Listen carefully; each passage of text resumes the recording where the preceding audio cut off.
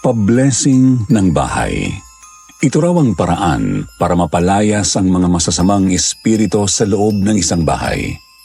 Importante raw ito sa buhay ng mga Kristiyano ayon sa lola ko. Kinakailangan daw itong gawin lalo na kung bago pa lang kayo sa bahay na binili o inuupahan ninyo. Ngunit hindi naman ako naniniwala sa mga ganyan, Sir Jupiter. Lumaki ako sa pamilyang may galit sa Diyos dahil sa trahedyang nangyari sa pamilya namin. Hindi ko naman sila masisisi. Masakit ang mawalan ng mahal sa buhay, lalo na kung hindi inaasahan at wala man lang paalam na naganap. Magandang araw sa inyong lahat, dear listeners at Sir Jupiter. Itatago ko ang pagkakakilanlan ko bilang Clark. Ang kwentong ibabahagi ko ngayon ay tungkol sa karanasan namin ng pamilya ko nang lumipat kami ng bahay sa Antipolo. Tandang-tanda ko pa, 3:00 ng hapon noong October 22, 2018. Mangiyak-ngiyak na si Mama dahil wala kaming makitang bahay na posibleng lipatan sa araw ding yun. Ang bigat-bigat pa ng mga dala naming mga bag at mga gamit. Paano kasi? Pinalayas kami ng mga demonyong taong walang alam kundi ang manira ng iba. Kasama namin si Papa na kanina pang napapamura dahil sa napakaraming gamit. Halos lahat ng dala niya ay bag ni Mama na puno ng kanyang mga minamahal na sandalyas at damit. Mabuti na lang talaga at may mabait na driver ng motorsiklong tumulong sa amin. Tinanggap niya ang 100 na inalok ni Papa para lang tulungan kaming makahanap ng matitirhan kahit pansamantala. Dinala niya kami sa isang lugar kung saan tumambad sa amin ang isang abandonadong bahay. Makaluma ang estilo nito. Sinabihan kami ng driver na antayin kami saglit at siya na raw ang kakausap sa may-ari dahil kilala niya naman ito. Sumangayon kami. Ilang saglit lang, bumalik nga siya na may kasamang matanda, ang landowner. Nagpakilala siya bilang Mang Alindro. Aniya binebenta niya ang bahay sa pinakamurang halaga. Rent to own ang gusto niyang deal kay Papa. 2,500 kada buwan. 5 taon ang itinalaga niya para mapasa amin ang bahay. Napakamura nito kumpara sa inaasahan namin. Kung hindi niyo po mamasamain, itatanong ko lang po sana kung bakit napakamura po nito. Ikatalasan po sa mga ganitong klase ng bahay, halos milyon ang halaga, di ba? Ay, hindi ko naman kasi habol ang pera iyo. Oo, taon-taon akong gumagastos dito para lang hindi masira ng tuluyan. Napapagod na rin ako kakabisita rito eh. Kinakailangan ko na magpa-US sa susunod na buwan. Wala nang silbi ang bahay na ito sa akin. Hindi ho ba magagalit ang mga anak ninyo o kamag-anak ninyo kung sakali mang malaman nilang binenta mo ito sa murang halaga? Ay, wala rin naman silang magagawa. Patay na silang lahat eh. Ay, basta ang importante, ipa-blessing nyo ang bahay na ito kapag lumipat na kayo. Tinapunan kami ng tingin ni Papa, nanghihingi ng permiso. Ngumiti naman si Mama sa kanya at tumango ako. Wala naman akong nakikitang masama kung bakit hindi namin kukunin ang bahay na yun, napakamura na rin. Inanyayahan kami ni Mang Alindro na simula sa araw na yun, doon na kami manatili. Kahit hindi pa pinoproseso ang papeles, ang importante raw sa kanya ay may masisilungan kami at hihigaan pagdating ng gabi. Nagpasalamat kami sa kabutihan ng driver na yon at ni Mang Alindro. Malaking bagay yon sa buhay namin. Subalit hindi namin inaasahan ang nag-aantay sa aming blessing, Sir Jupiter. Matapos maayos ang kontrata nila Mang Alindro at Papa tungkol sa bahay, umalis na siya. Hindi namin alam kung saan siya pupunta. Inimbitahan pa nga naming doon na lang siya matulog pero meron daw siyang bahay sa di kalayuan. Masaya kami nila Mama dahil sa wakas, mayroon na rin kaming bahay na magiging amin. Wala na kaming magiging problema sa mga taong walang ibang iniisip kundi ang kapahamakan ng iba. Mas makakapokus na rin sila Papa sa kanilang negosyo. Sinabihan kami ni Mang Alindro tungkol sa kanyang mga halaman na tinatawag na Angel's Little Paradise. Puno ito ng mga hitik na prutas at masustansyang gulay. Dahil kapos na kami sa pera sa araw na yon, nagpasya kami ni Mama na kumuha na lang ng mga gulay doon para panghapunan namin. Bandang mga 6:00 na kami nagsimulang manguha ng ihahanda sa hapunan. Napahanga talaga kami dahil malawak ang hardin at napakalinis pa.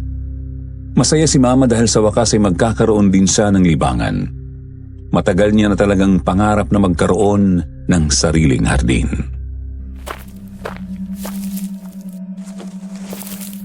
Sa kalagitnaan ng pangunguha ko ng gulay, Sir Jupiter, may nasilayan akong batang babae na nakatayo lang sa may bandang gilid ng greenhouse. Nakasilip siya sa akin. Bahagyang nakatago ang kanyang katawan. Lalapitan ko na sana siya nang tawagin ako ni Mama. Paglingin ko ulit sa direksyon ng bata, wala na siya. Lumapit si Mama sa akin, hawak-hawak ang palanggana ng mga gulay at prutas. Inanyayahan niya na akong pumasok dahil kinakailangan na rin naming maghanda ng hapunan. Nag-aalinlangan akong tumango. Nang makapasok kami sa kusina, Sir Jupiter, tinanong ko si Mama kung may nakita ba siyang bata doon sa hardin. Tumango siya, aniya batang lalaki na medyo mahaba ang buhok ang nakita niya. Sinabi ko naman sa kanyang babae ang nakita ko.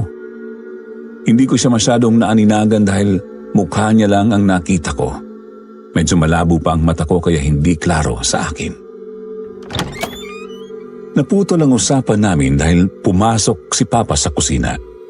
Tiningnan niya raw ang mga kwarto sa second floor, mukhang may iba raw siyang kasama.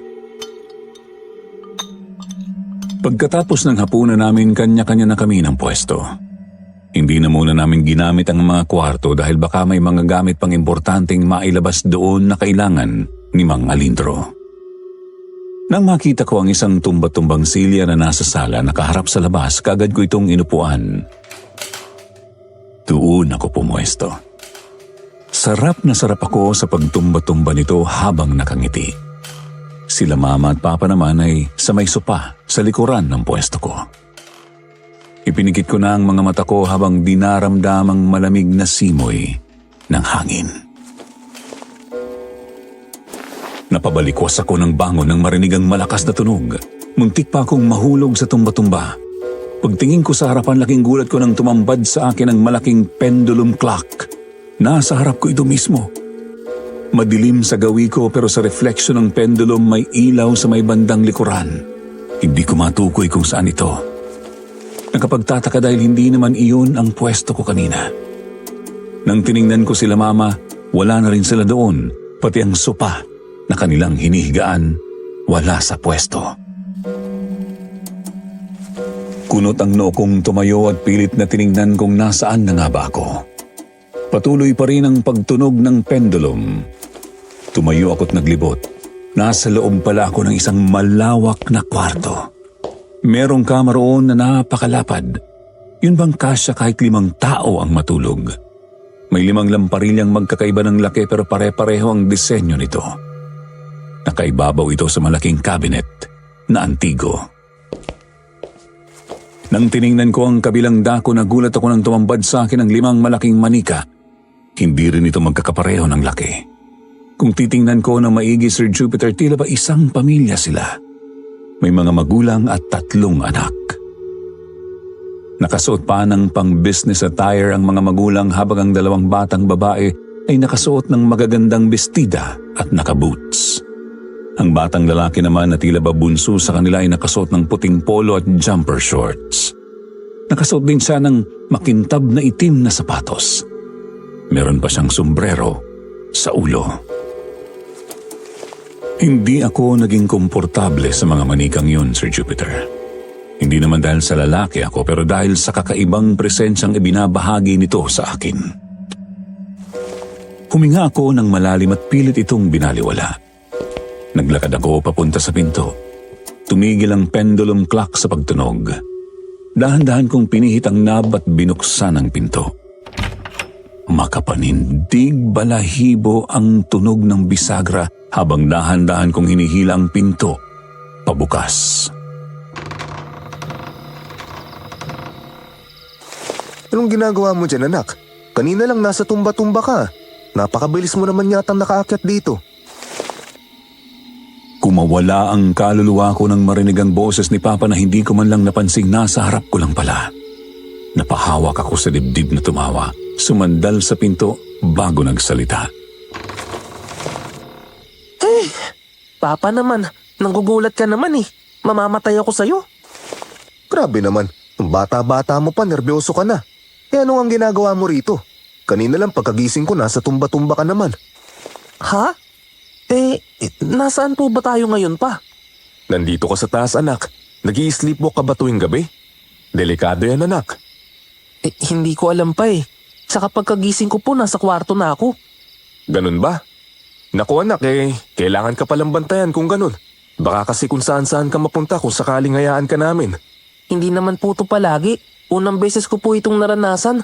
Baka po siguro nakalimutan ko lang na pumunta ako rito. Kita ko kay Papa na hindi siya naniniwala. May bakas pa rin siya ng pag-aalala. Kahit medyo madilim sa bandang gawin namin, kita ko pa rin ang kanyang ekspresyon. Tinapik ko siya sa magkabilang balikat at sinabing sasabay na lang ako sa kanya sa pagbaba.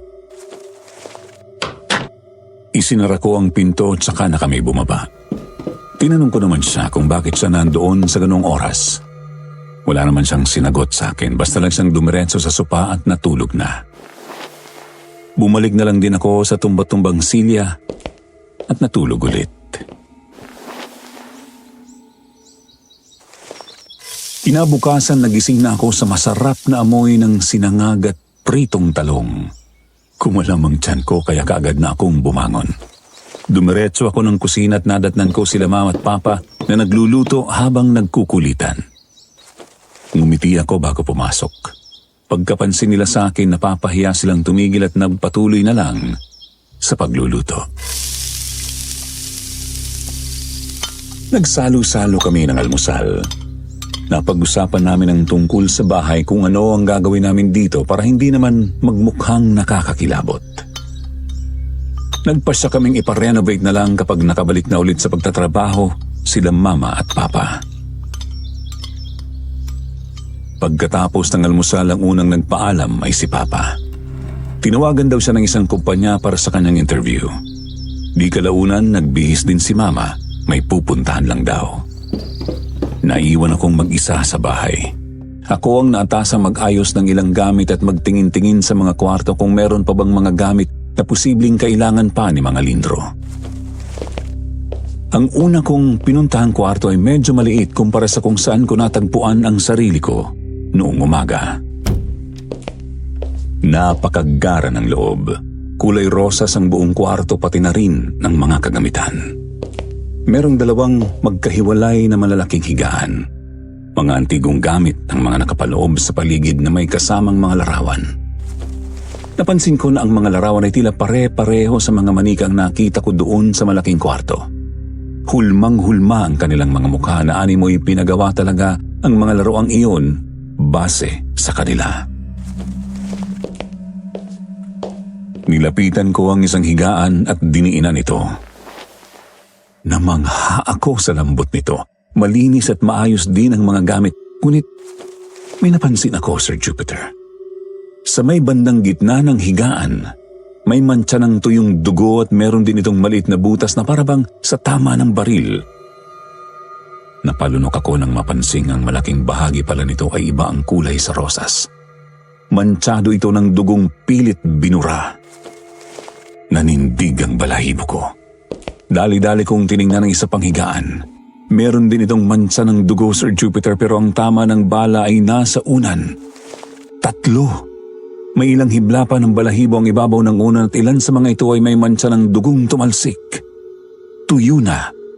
At kung susukatin ang katagalan ng panahon, mahigit 1 dekada na ito, Sir Jupiter. Medyo maalam ako sa ganitong bagay dahil pulis ang isa kong tito at tinuturuan niya ako sa mga bagay-bagay tungkol sa mga krimen. Kumabog ang dibdib ko, Sir Jupiter. Mukhang may mali. Inisa-isa kong tingnan ang mga antigong gamit na nakadisplay pero wala naman akong nakitang kakaiba.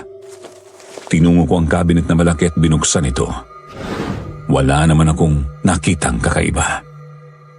Posible kayang mantsa lang talaga yon at hindi kung ano ang nasa isip ko? Hindi ko na muna tinapos ang kwartong yon. Tumakbo ako sa isa pang kwarto at sinuri ang malaking higaan. Hindi nga ako nagkamali, Sir Jupiter. Meron din itong mga tama ng baril at tuyong mantsa.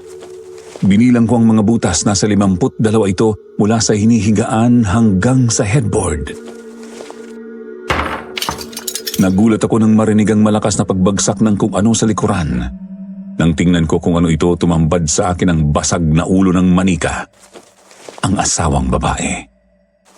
Natigilan ako. Dahan-dahan ko itong nilapitan at tiningnan ang basag. Ibig sabihin pala hindi ordinaryong manika ang nakadisplay doon. Porselanang mga manika pala ang mga ito. Kung ganun, paano namang mahuhulog ang ulo nito na hindi kasama ang katawan? Imposible rin naman na matumba ito ng hangin dahil sarado naman ang mga bintana. Kung lumindol man at hindi ko naramdaman, imposible pa rin na ulo lang ang mahulog. Ilang saglit lang, narinig ko ang mahinang iyak sa likod ng pintong nakasara. Dahan-dahan ko itong nilapitan at tinignan kung meron bang tao. Pero wala. Mukha ring hindi nang gagaling ang iyak na iyon sa pinto kundi sa isang kwarto mismo. Dito na ako masyadong nagalanganin, Sir Jupiter. Alam kong may mali na. Kinakailangan kong makaalis sa bahay na to bago pa man lumala ang sitwasyon. Dali-dali akong bumaba at nagtatakbo palabas. Bahala na kung hindi sarado ang pinto. Saktong paglabas ko ng bahay, nakasalubong ko naman si Mang Alindro. Takang-taka siya nang makita ako. Hindi ko alam kung ano ang sasabihin sa kanya, Sir Jupiter. Hindi ko pa kayang magsalita tungkol sa nasaksihan ko. Nanginginig pa ang mga tuhod at kamay ko at mabuti na lang din dahil dumating si Papa. Pumasok kami at naupo sa sala. May kinuha siyang mga papel sa loob ng envelope na dala-dala niya. Hindi ko yun masyadong napansin nang magkasalubong kami dahil na rin siguro sa tindi ng kaba ko. Ipinakita niya ang mga papeles. Paglalakad na raw ito para mapasa amin na ang bahay. Binasa naman ni Papa ang mga nakasulat sa papel bago niya kinuha ang ballpen, pero pinigilan ko siya.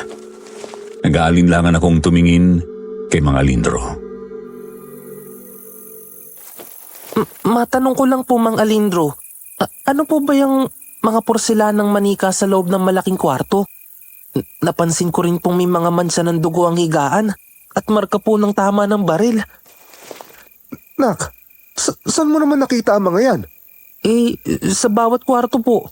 Nakita ko ang mga tama ng baril doon sa bawat higaan.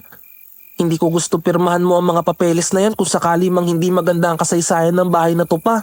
Mas mabuti na yung sigurado tayo. Hindi yan tama ng baril. Disenyo yan na gusto ng mga anak at asawa ko. Dahil nga gusto nila, pinagbigyan ko. Matagal na ang mga yan, bago pa man sila namatay. Wala namang masama sa bahay na yan. Kinakailangan nyo lang pablisingan. Kung hindi nyo pumamasamain, ano po bang ikinamatay nila?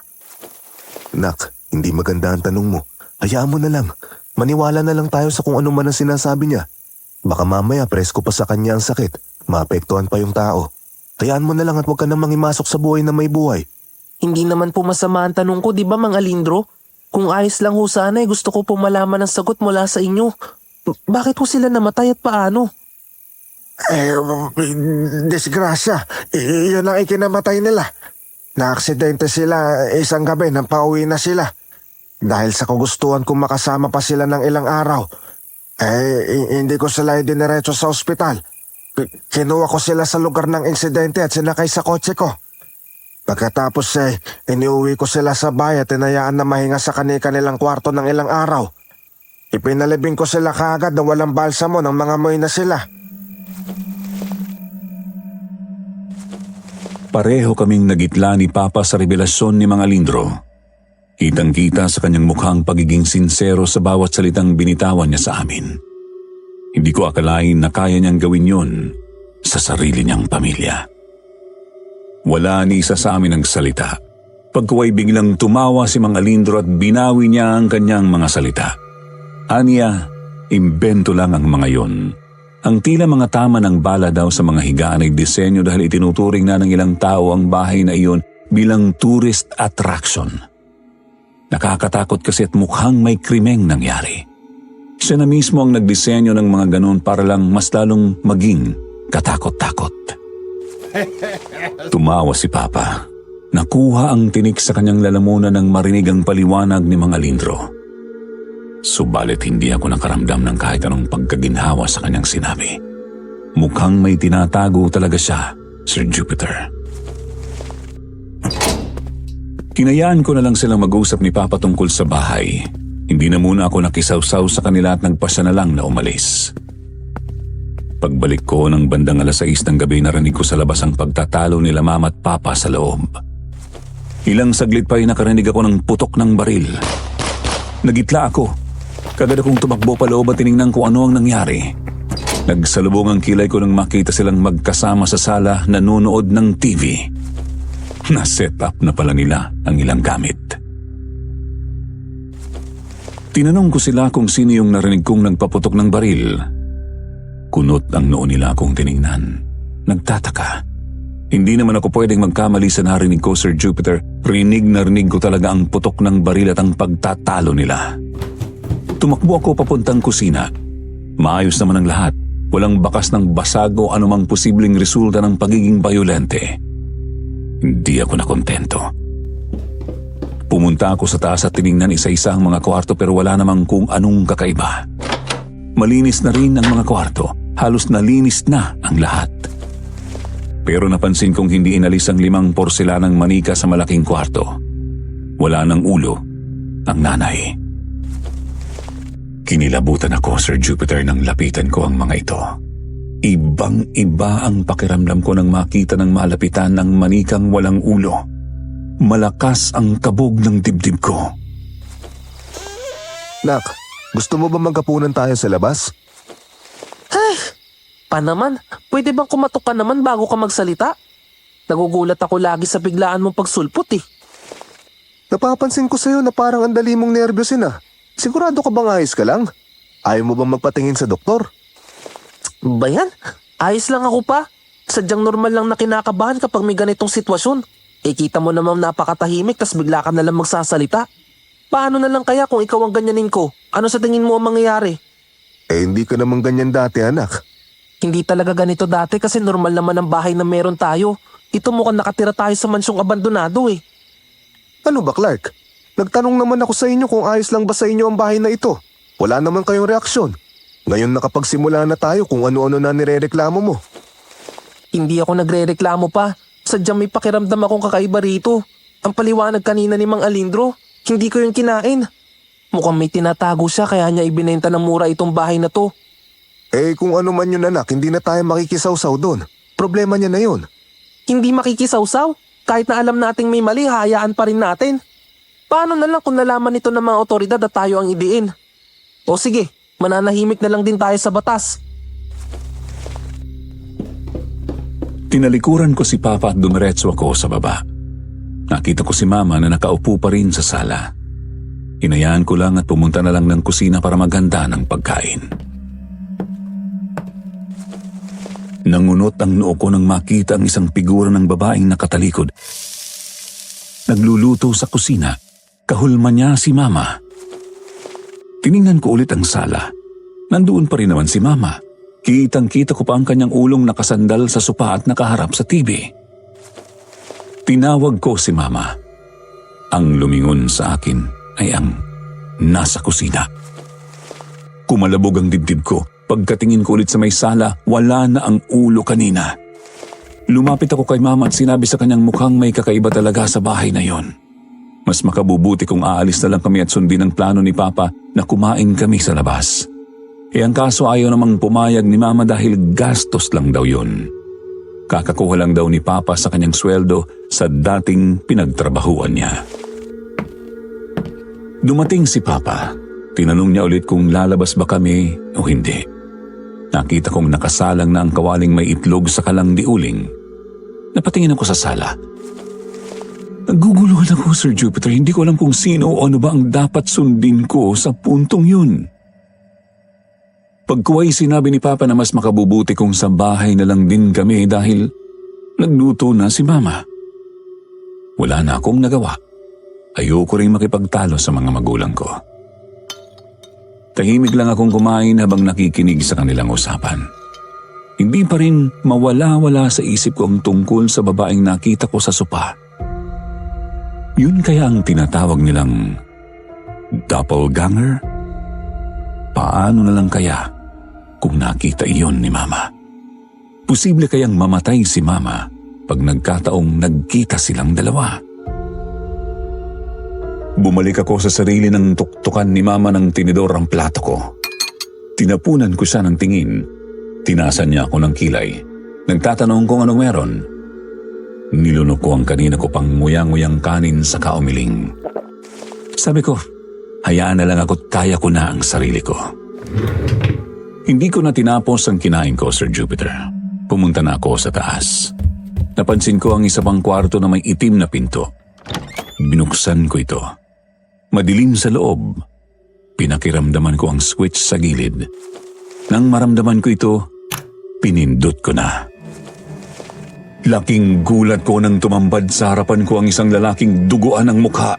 Meron siyang mga tama sa ulo. Sa pagkataranta ko, Sir Jupiter, natumba ako. Pilit kong inalayo ang sarili sa kwartong yun. Tinawag ko sila Mama at Papa habang pilit na umaalis. Nang tingnan ko ulit ang kwartong yun, wala na ang lalaki. Dumating sila Mama at Papa. Tinanong ako kung ano ang nangyari. Bakas ang pag-aalala sa kanilang mga mukha, samantalang sa akin nakaguhit ang takot sa nakita. Nauutal kong sinabi sa kanila ang nakita ko pero ayaw namang maniwala ni Papa.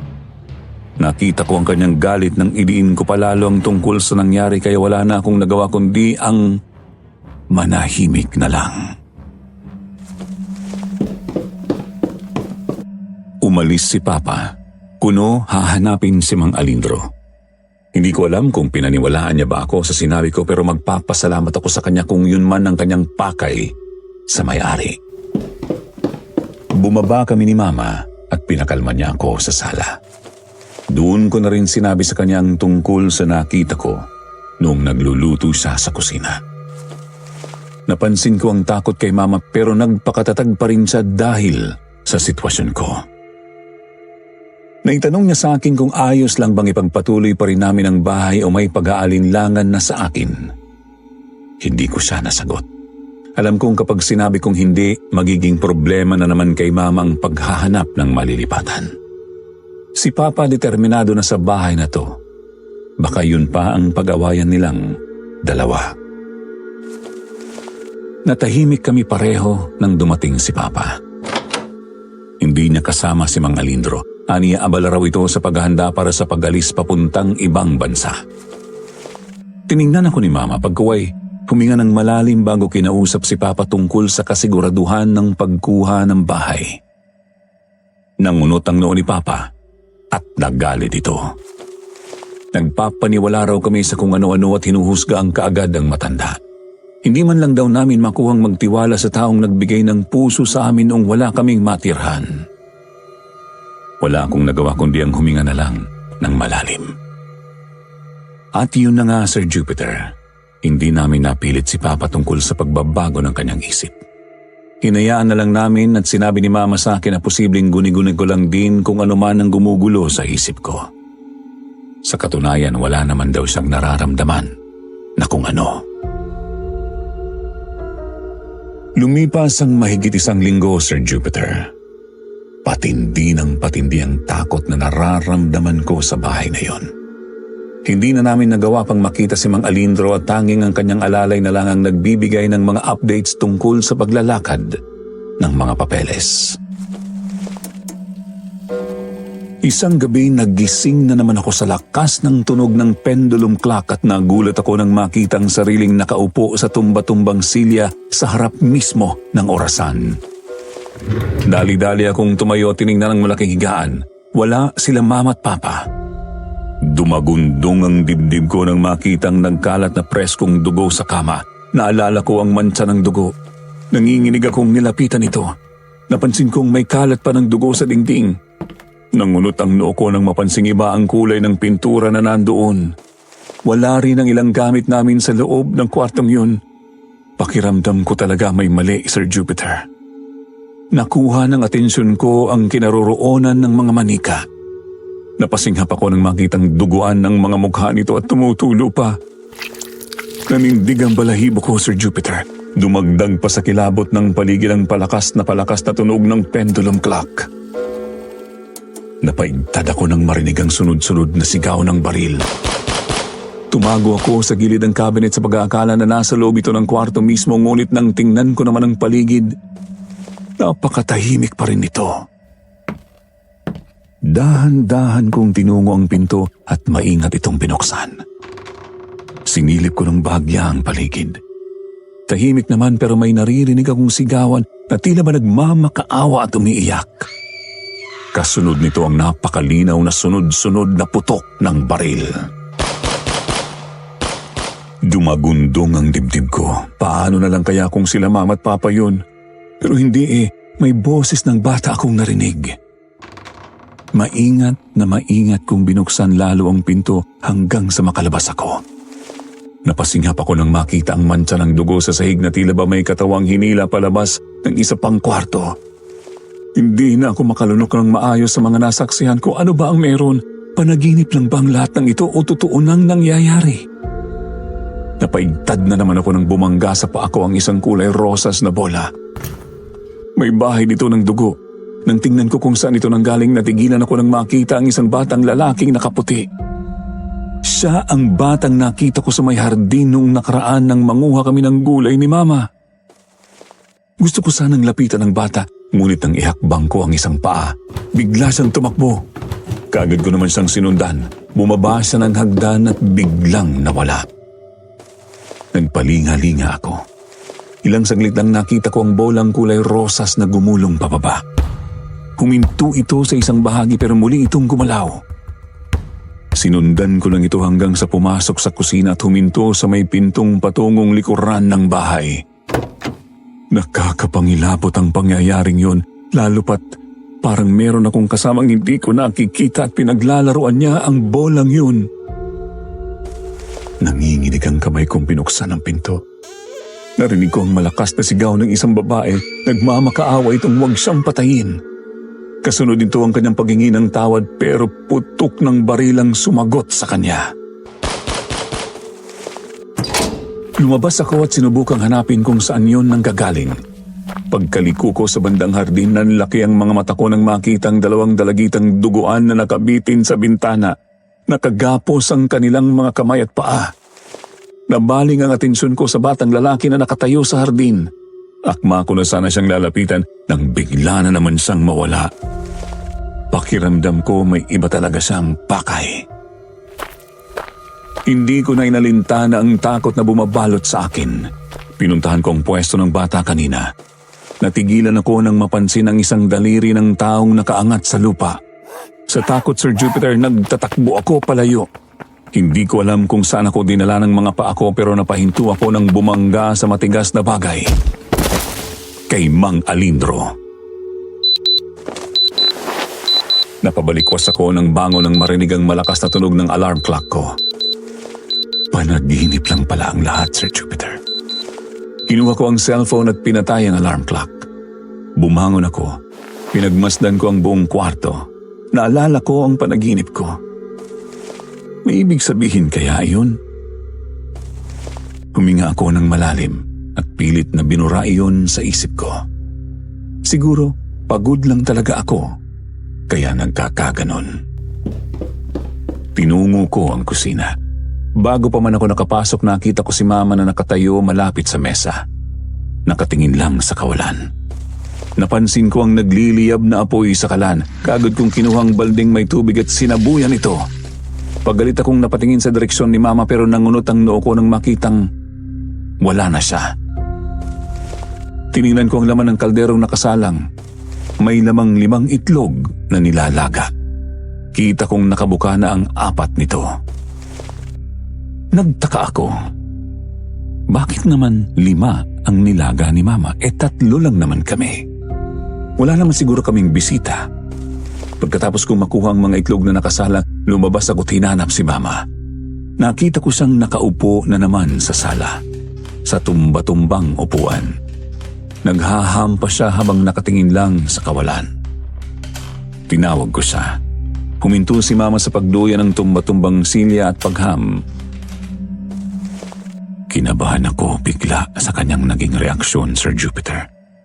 Hindi kasi ito ang normal niyang ginagawa.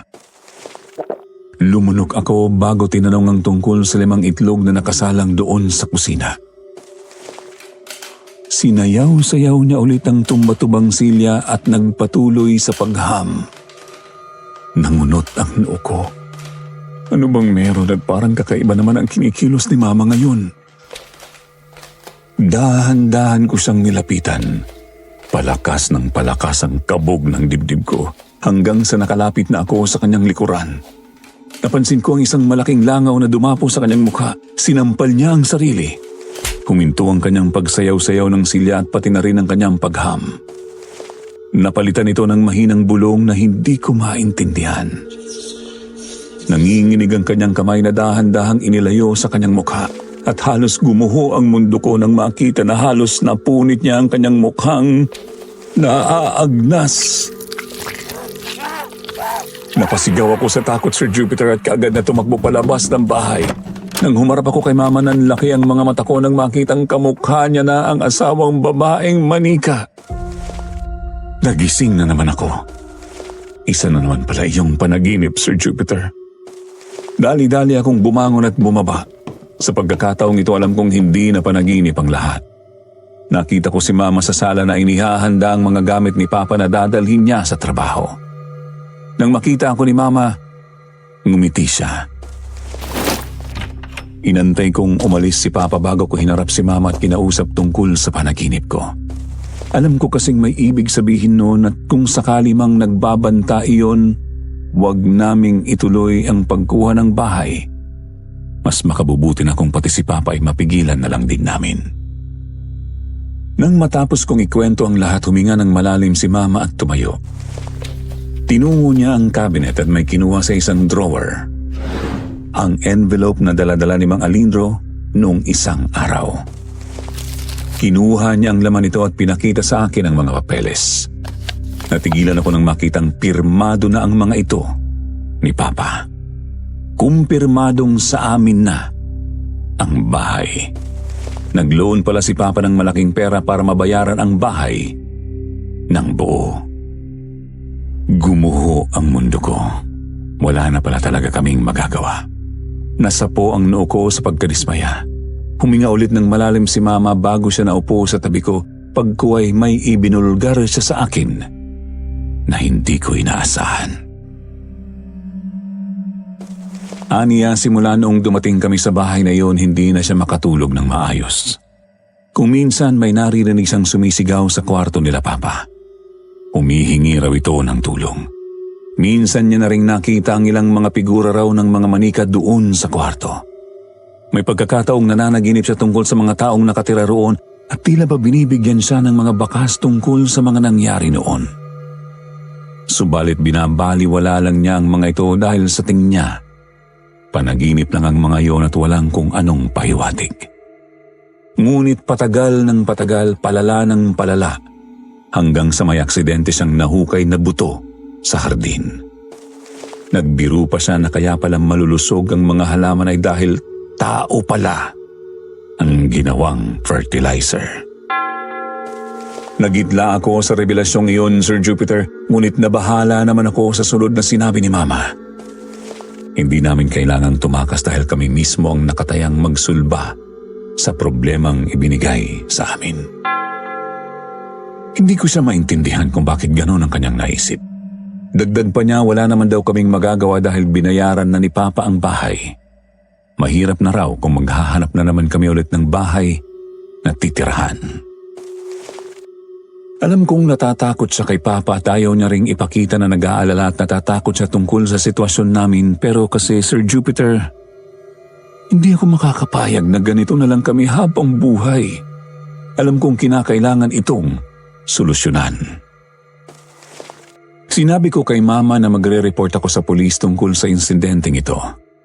Pinigilan niya ako, hindi raw pwedeng makisawsaw pa kami sa kung ano man ang nangyari at tiisin na lang namin dapat ang mga pagpaparamdam. Kinunutan ko siya ng noo bago ko siya iniwan at tinungo ko ang kwarto nila. May kailangan akong malaman. Kung sakali mang totoo ang nakita ko sa panaginip, talagang gagawa ko ng paraan para maayos ang dapat ayusin. Pumasok ako sa malaking kwarto. Nakaramdam ako kaagad ng kakaibang presensya. Malamig na parang hindi normal ang atmosfera sa loob. Nanginginig ang mga paa kong humakbang patungo sa pader. Nang makalapit ako ng tuluyan, sinuri ko ang pinta nito at nakita kong napakakapal pala ng coating. Dali-dali akong kumuha ng matulis na bagay at sinimulang kutkutin ang isang bahagi. Napasighap ako nang matanggal ito at nakita ko ang pulang mancha sa likod. Hindi na ako nagpapigil, Sir Jupiter. Dali-dali kong binaklas ang pinturang yon. Mahirap dahil makapal ang coating at nababaklas din ang manchang pula pero kita pa rin naman. Hindi masasabing pintura lang, Sir Jupiter, dahil makalat ito. Natigil lang ako nang dumating si Mama at napagalitan ako sa ginagawa ko. Pero hindi ako nagpapigil sa plano ko, Sir Jupiter. Hinayaan ko siyang bulyawan ako ng bulyawan. Nakikipag-agawan pa sa akin ang bagay na hawak ko dahil gusto niya talaga akong pigilan.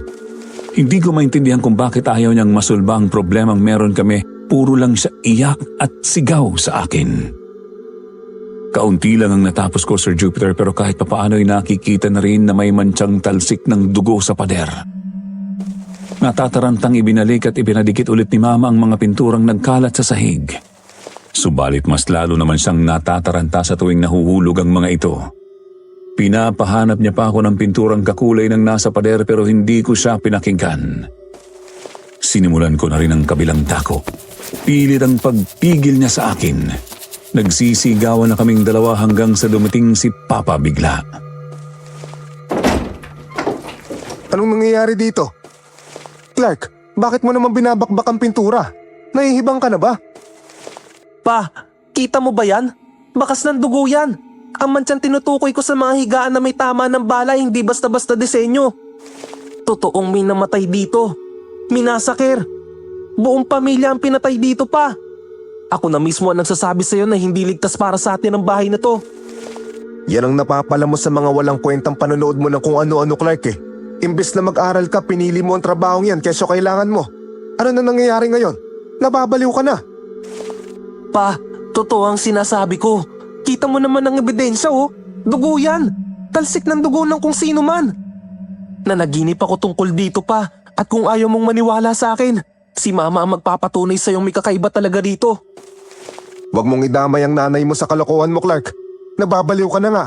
Pinturahan mo ulit yan. Kung hindi mo yan pipinturahan, papalayasin kita rito. Bakit ba ayaw niyong maniwala sa akin? Kitang-kita na ang ebidensyang yan pero hindi pa rin kayo makuha. Anong meron? Ma, alam mo ang tungkol dito. May alam ka. Bakit hindi mo ko tulungan? Nakita ko ang takot kay Mama. Pag ko ay nanginginig ang kanyang boses na nagtapat kay Papa.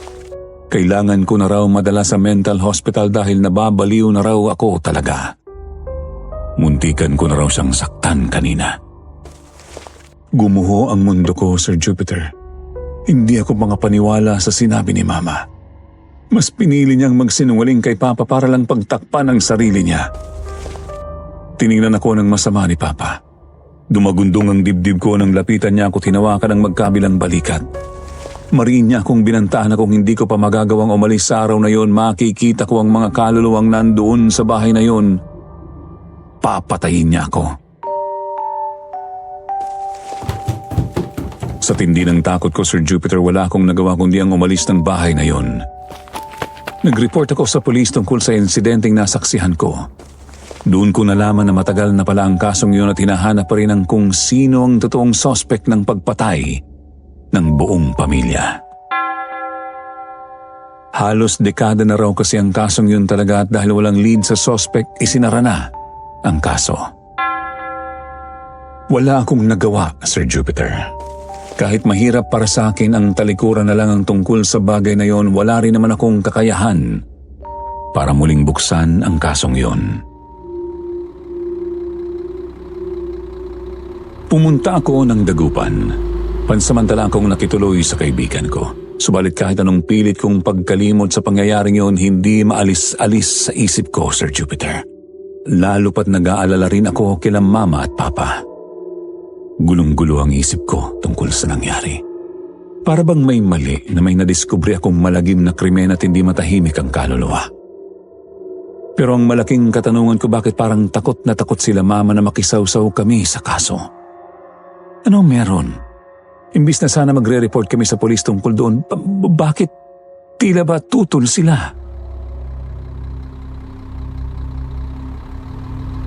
Makalipas ang isang buwan ng pamamahinga sa Dagupan, bumalik ako ng Antipolo at pinuntahan sila Mama. Kinakabahan ako, Sir Jupiter. Naisip ko kung ano ang posibleng gawin ni Papa sa akin kung sakaling makita niya ako. Nang dumating ako sa bahay, nanginginig ang kamay kong kumatok sa pinto. Pinugbuksan ako ng isang babae. Nangunot ang noo ko. Tinanong niya ako kung sino ang pakay ko. Sinabi ko naman ang pangalan nila Mama at Papa. Pinatuloy naman ako. Nang makita ako ni Mama, nagulat siya, pero imbes na magalit, kaagad niya akong niyakap ng mahigpit. Hindi ko siya nagawang yakapin pabalik, Sir Jupiter. Hindi ko kasi alam kung ano ba talaga ang dapat na magiging reaksyon ko sa kanya. Naupo kami sa sala. Hindi pa rin ako nagsasalita. Hinayaan ko siyang umiyak ng umiyak sa harap ko. Nang makakalma siya, doon niya pinasabog ang bomba ng katotohanan, Sir Jupiter. Ang bahay na yun ay nakakolateral pala kay Mang Alindro noon pa. Nabaon sa utang ang lalaking asawa dahil sa sugal, kaya nangutang siya kay Mang Alindro. Sunod-sunod ang kanyang naging utang na umabot na ng milyon. Dahil dito, nang umutang ulit ang lalaking yon kay Mang Alindro, naging collateral na ang bahay. Nagpirmahan sila ng kontrata. 1 taon ang binigay ng Mang Alindro sa lalaking yon, subalit lumipas na lang ang 2 taon, hindi pa rin ito nakapagbayad. Ayaw na ayaw ibigay ng lalaki ang bahay kay Mang Alindro, salungat sa kanilang pinag-usapan. Dahil dito, pinatay ng matanda ang buong pamilya ng lalaki isang gabi at inilibing ang mga labi nito sa kanilang hardin. Dati nang katrabaho ni Papa ang lalaking yon sa isang kumpanya kung saan siya natanggal noong una. Nang malaman niyang tungkol sa nangyari, siya mismo ang nag-report sa pulis tungkol sa insidente. Subalit, Sir Jupiter, nadiin siya at napagkamalang sospek. Muntik nang makulong si Papa rito kung hindi dahil sa tulong ni Mang Alindro. Di kalaunan, sinabi ni Mang Alindro ang buong katotohanan sa kanya, pero pinagbantaan niya si Papa na kung sakali mang magsumbong ulit sa pulis, kami na mismo ang papatayin niya sa bahay ding iyon. Ang kanilang pagkakakilala noong unang pagtatagpo namin ay purong pagpapanggap lang. Nabalitaan ni Mang Alindro ang tungkol sa nangyari sa amin, kaya kaagad siyang kumilos. At ang mga dokumentong pinakita niya sa akin ay peke. Talagang binigay ni Mang Alindro ang bahay kay Papa bilang bayad sa pagtitikom nito sa krimeng ginawa ng matanda. Ang mga dokumentong yun ay pinalabas lang para sa akin para hindi ako magtaka. Natigagal ako sa pangyayaring yun, Sir Jupiter. Hindi ko alam kung ano ang sasabihin ko. Gusto kong magalit pero wala akong masabi. Hindi ko akalain na ganun karumi ang sarili kong magulang. Wala akong binitawang salita. Basta na lang akong umalis ng bahay at magmula noon, hindi na ako nagpakita sa kanila. Inireport ko sa pulis ang nalaman ko, pero dahil kulang ang ebidensya ko, hindi pa rin nagbago ang status ng kasong isinara na. Hinayaan ko na lang. Wala na rin naman akong magagawa. Bumalik ako ulit sa Dagupan at doon nagtrabaho. Sa kasalukuyan, Sir Jupiter, nag-iipon pa rin ako ng pera para makaalis ng bansa. Tuluyan ko ng pinutol ang relasyon ko sa mga magulang ko. Alam kong sasabihin ng ibang magulang mo pa rin sila. Pero kung kayo ang nasa sitwasyon ko, ano kaya ang mararamdaman nyo kung ganun ang mangyari? Talagang nagawa nilang maging aktor sa harap ko para lang matakasan ang kanilang kasalanan. Hindi naman dapat kasama si Mama pero pati kasi siya inilihim sa akin ang buong katotohanan. Bakit? Takot siyang mapunta sa kulungan si Papa pero hindi niya naisip na mali ang kanyang ginawa kung kaya't nararapat niyang pagbayaran iyon.